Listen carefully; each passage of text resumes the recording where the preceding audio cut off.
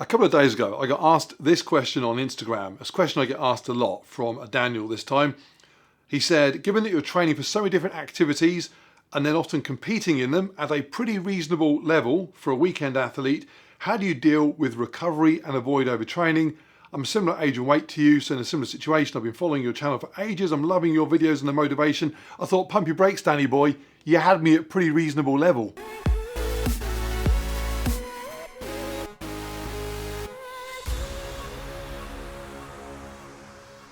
It is a good question. If I only did a couple of different things, it'd be very easy for me to plan my diary for both time management and body management, but I don't. So for example, this weekend I ran 3 Spartan races, and then Monday I was back in the gym for chest and shoulders, yesterday back in there for back and arms, and then 2 Zwift races in the evening, and I'll be back out running later on today. Tomorrow, Thursday, that's a heavy legs day in the gym, and it goes on. The weekend I've actually got off, but the one after I've then got a trail run on Saturday and a duathlon on Sunday, and the following weekend another 3 Spartan races. There's 2 issues I have. Actually, there are 3 issues that I have. Let me just deal with the third one first.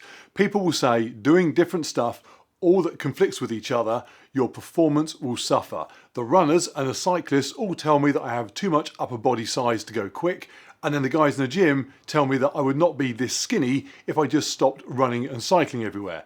I don't care. Those are compromises I am very happy to make. So back to the 2 issues that I do care about.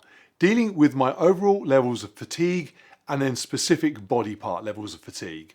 Right now, perfect example of that. The Spartan race, that weekend, it left me feeling worn out all over. If you have no idea what a Spartan race is, I'll stick up a link to a video I did on one that I ran last month. But basically it's an obstacle course race through woodland, up and down hills, across rivers. It is grueling to do one, and I did 3 this weekend. That means I got out of bed on Monday morning and I felt a little bit like I'd been run over by a truck. It's nothing specific, it's just a general feeling that I could do with the rest. That is overall fatigue. In addition, I then had bicep and back soreness from hanging on all the obstacles and carrying things. That is very specific body part fatigue, and it depends on what I've done as to what then hurts. But obviously it impacts me when I turn up in the gym expecting to lift weights. And it works in reverse as well. If I have a heavy leg day in the gym, any running or cycling that I do in the 2 or 3 days afterwards, well, I have to deal with any muscle soreness that's resulted from doing squats and deadlifts and lunges and so on. So 2 issues of fatigue, general and specific. Now, general fatigue is actually quite easy to deal with. It's simply about taking time off to recover, eating well, sleeping well, and training sensibly. General fatigue is not just an issue after a weekend of racing. I also need to make sure that my routine training is not at such a level that, along with everything else I have to deal with, work and family and dogs, doesn't all just get too much. But by and large, I deal with all of that by being sensible and using a diary. Tougher is body part specific fatigue, especially as I get older and take longer to recover from that. So although I did train back and arms on Tuesday, because I'd been swinging from monkey bars and climbing up ropes a few days before, I was training with still some soreness in body parts, my biceps and back primarily. And that is not ideal. And as I mentioned, it works in reverse, and arguably that's an even bigger deal. For example, I won't want to train legs heavy after about Monday or Tuesday at the latest next week, because I don't want to have leg muscle soreness still lingering when I go into the weekend for my trail run and duathlon. So to deal with this, I have a 3-step process. Step 1, back to sensible diary management and just not scheduling in a day of, say, heavy deadlifts the day before a run, for example. It's a frustrating process because it means I can often go weeks without a really heavy leg session because every weekend I will have races coming up, but it is what it is. That is the compromise. Step 2 is altering how I train when I do train. So that can be as simple as training lighter than normal or reducing the length of time that I spend training, as I've done this week. It's not rocket science. I will also do stuff like use blood flow restriction bands, which allow me to get an intense workout without needing to use seriously heavy weight, which brings with it the micro tearing musculature damage that results in the muscle soreness. But no question, the big one is step 3. What do I do after I've finished training? First up is foam rolling, stretching, sauna. Sometimes all at once. Stuff I've done for years and I know just works. And I should add, things like that are scheduled into my workout diary with as much prominence as my gym sessions or races, as much importance. These recovery measures are not just something I do if I remember, they are in the diary, they are part of my training. And then there's a few things that are game changing that I've discovered recently, and I literally mean the difference between being sore post-exercise or not being sore, and therefore being able to perform a couple of days later. Number one, massage. On the few occasions I've been lucky enough to get a post-race massage, it has made a huge, huge difference to my recovery soreness. But unless you're lucky enough to just wander around with a private masseuse that just follows you everywhere, it isn't something that you can just realistically plan to receive on a regular basis. Not far behind is a massage gun, like this. When I first started using these, I thought this was a bit of a gimmick, but actually they really do work and they are relatively straightforward and convenient to use. I would often use this when I'm in the sauna on my calves if I've been running, or on my quads just while I'm watching TV. And then comes the Power Dot. I've spoken about this a few times. I absolutely love it. If I thought the massage gun was a gimmick, I thought this was Star Trek nonsense until I actually used it. I used to suffer from cramps at night after a race, and no matter what I did, rebalanced my electrolytes, rehydrated, nothing stopped it. And so I started using this for 20 minutes while watching TV before bed the night after a race. So this is highly recommended, but it may have just been surpassed. Pneumatic compression sleeves for legs. When I first saw these devices a few years ago, I ranked them alongside the sauna blanket bag that you get inside and sweat, and that vibrating dumbbell thing. Shake as hard as you can, keep it away from your face. In other words, I wasn't about to go and buy some, but then I started seeing them pop up on proper athletes. NBA players all seem to be wearing them. And then I'm seeing LeBron James on Instagram wearing his watching TV at home in the evening. Now, that doesn't mean they are guaranteed to work, but I've never seen LeBron James use a vibrating dumbbell, so... A little bit harder. So I did some reading, and to be fair, I got the same feeling I got when I read up on the Power Dot. The technology has come from a place of proper medical use. Air compression started off as a means of treating people with deep vein thrombosis, so its use is well documented and safe. But as it moves into the benefits that might apply to someone engaged in a sports activity, the research, while still sounding solid and backed up by some studies, does seem to become a little bit more, well, it may help with this and it may help with that. So I wasn't 100% convinced. Now, when the research is rock solid, for example, like it is with sauna use, I'm happy to go and make a financial commitment, hence I bought a sauna. But when the research is a little less solid, I am hesitant to spend too much on a gamble. The Power Dot was a few £100s, but paid off completely. These are £999. Now, if they did what they claim to do, that is money well spent for me. Having, for example, a fast bicycle that costs many, many times more than that, but they're not spending a bit less so I can ride that faster and more comfortably, doesn't make any sense. The analogy that I use about recovery in general is that it can't be all fighter pilot. You have to have some ground crew as well, because Mr. Cool Dude in his aviators isn't very cool when his wings fall off. But I wasn't sure on these, so I hummed and I hawed. And then the guys at MyoMaster contacted me out of the blue and said, all that stuff you're doing on YouTube, you would benefit from these, try them on us. Awesome. So a big thanks to MyoMaster.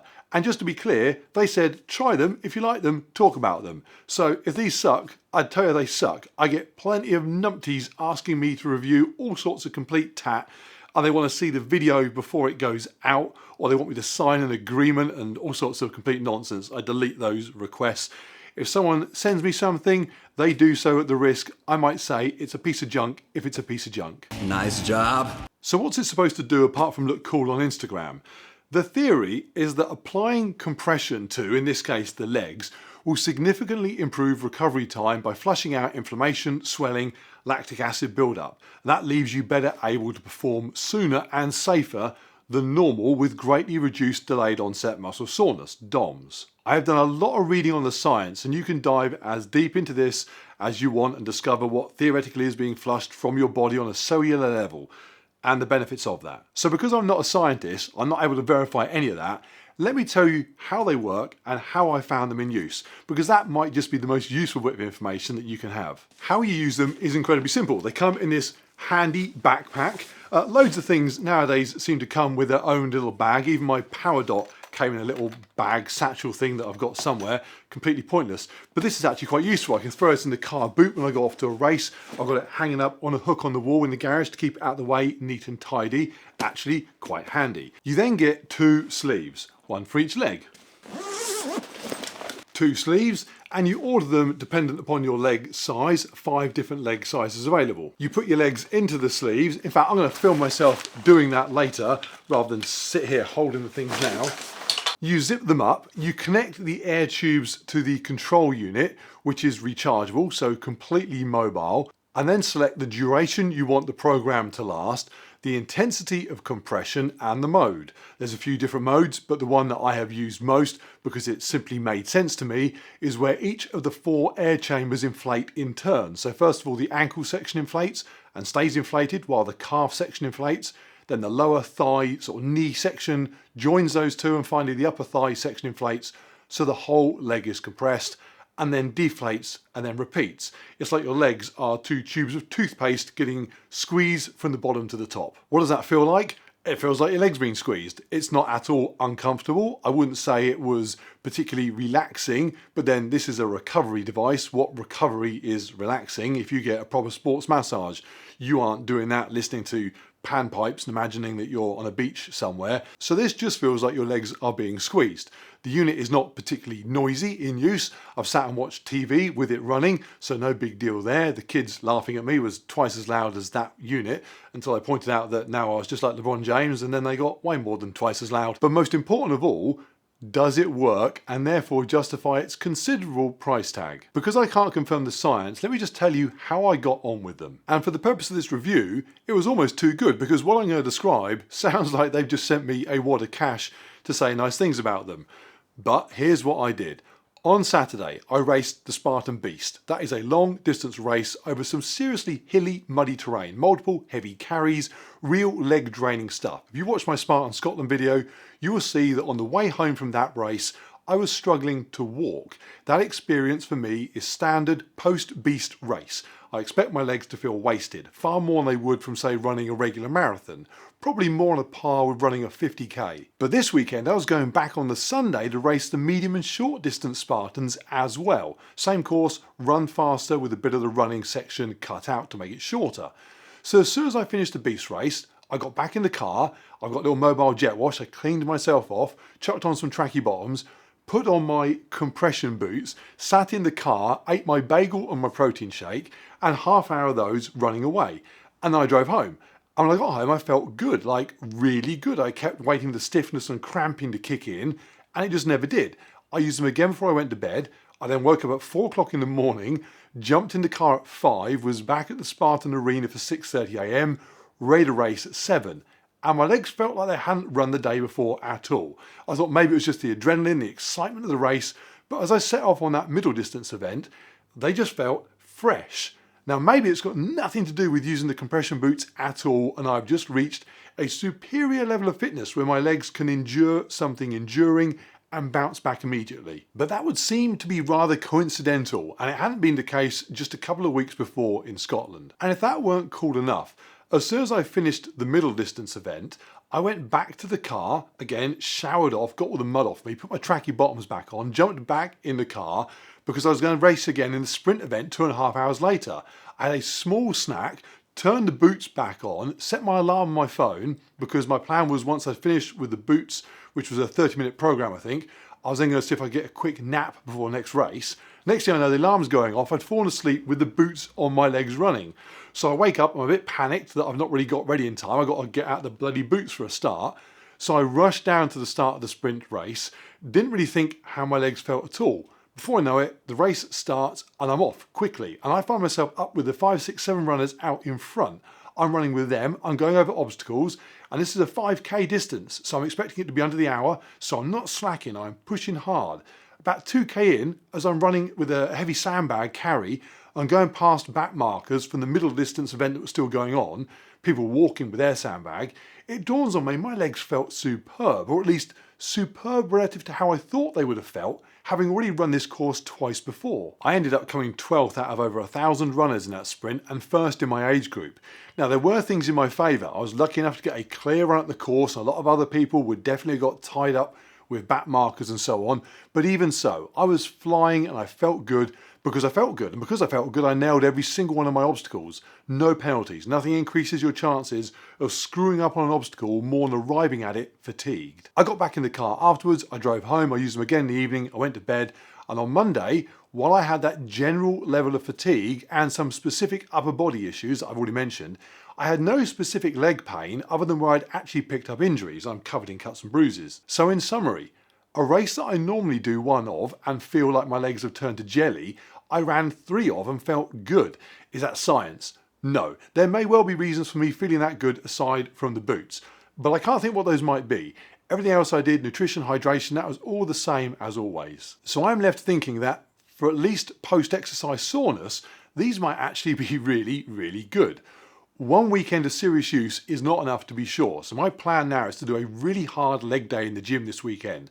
The sort of thing that I know will leave my quads destroyed for a couple of days after, and then use these literally 10 minutes after I finish that, and see if I wake up the day after or the day after that, because it's often 2 days later that the DOMS kicks in. If I wake up feeling good and able to ride the bike or go out for a run or just get up and down the stairs easily, I would have to admit that LeBron James might be onto something. Are they worth £1,000 though? That's a tricky one, because it's almost a question of affordability as much as value. If getting these means you're going to need to remortgage the house and then sell a couple of your kids, then you should probably put the credit card away, unless your kids are complete idiots. But if you rattle through buying £100 plus pair of trainers every few months, you ride a carbon fibre bike and you spend out on races and travelling to races, or you just got the resources, then yeah, they might well be. Bottom line, if these got stolen, would I spend £1,000 of my money to replace them? Subject to a couple more goes, especially that leg day session, which is a real big one for me, because it's that always screws up the rest of my week. If that is resolved, or at least improved, then yeah, I think I would. Looking around at the gear I've got in here and the expense I've incurred in staying in shape and working out, the only reason not to have them would be if I rated recovery as less important than training, which is just back to the fighter pilot analogy. As always, if you've got some questions, stick them down below. If you want an update on how I get on using them after my big heavy legs day, check out my Instagram in the short term and subscribe to here, because I'll do an update review in due course. And I've got a lot of races coming up in the next few months, so these are going to get an awful lot more use yet. Once again, huge thanks to MyoAir for hooking me up with them in the first place. A big screw you to my children for laughing at me when I wear them. And my apologies to my beautiful wife, who now has to, occasionally at least, watch TV while I sit beside her, inflating and deflating in a way that she's not yet quite got used to.